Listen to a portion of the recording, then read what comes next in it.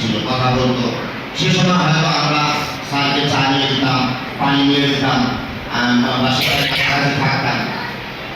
তো আজকে এই স্কুলটা দেখে আমার কাছে অনেক ভালো লাগে, কারণ আমরা এই এলাকার আমাদের জন্মস্থান, এখানে আমরা ছোট থেকে বড় হয়েছি।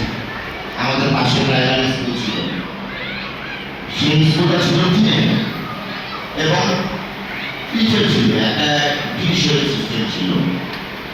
তো আমাদের তো প্রাকৃতিক সমস্যা সবসময় থাকে।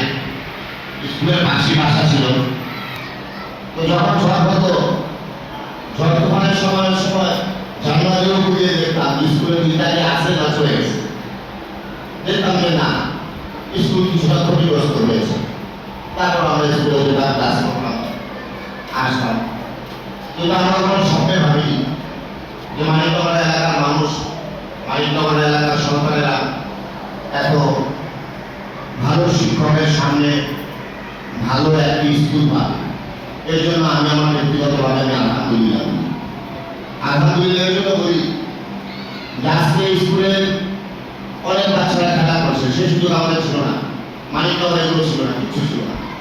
এবং আপনারা জানেন আমাদের স্কুলের অনেক শিক্ষক শিক্ষিকারা আছেন যাদের অনেক বয়স হয়েছে, ওনারা এখনো আমাদেরকে ফোন দেয়, এখনো আমাদেরকে খোঁজ খবর করে যে তুই কেমন আছিস, কি খবর পাবো।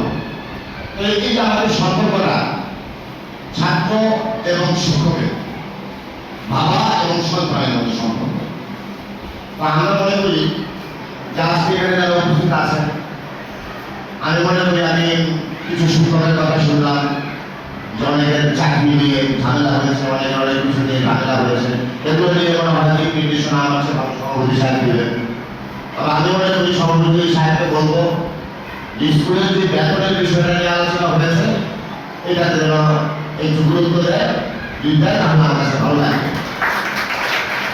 কারণ আপনাদের কাছে সব কিছু, আমি ঢাকা শহরের অনেক স্কুলের আশেপাশে ঘুরি এবং বসি, আমি তো ঘুরি যে আজকালের অনেক ভালো ভালো স্টুডেন্টরা আছে যারা ভালো ভালো স্কুল থেকে বের হচ্ছে।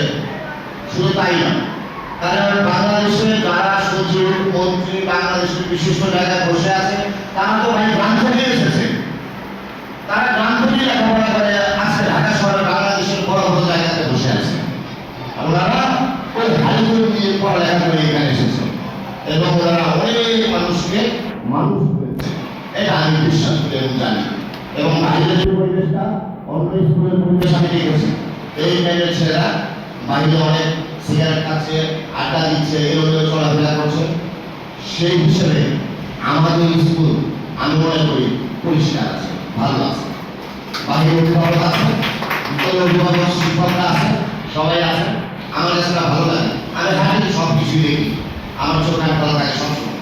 তবে ওদিকে আমরা দেখছি একটি ফ্যাসিস্টের হাতে শিক্ষা ব্যবস্থা ধ্বংস হয়েছে, অর্থনীতি ধ্বংস হয়েছে, রাজনীতি ধ্বংস হয়েছে, সকল জিনিস নষ্ট হয়েছে।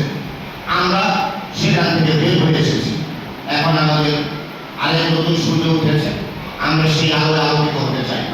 আমরা চাই আপনারা সুন্দরভাবে কাজ করবেন, আমাদের ভুলভ্রান্তি থাকলে আমাদেরকে বলবেন, এবং আপনাদের ভুলভ্রান্তি থাকলে স্কুল কর্তৃপক্ষ আছে, ওনারা বসবে, ভাববে, কথা বলবে।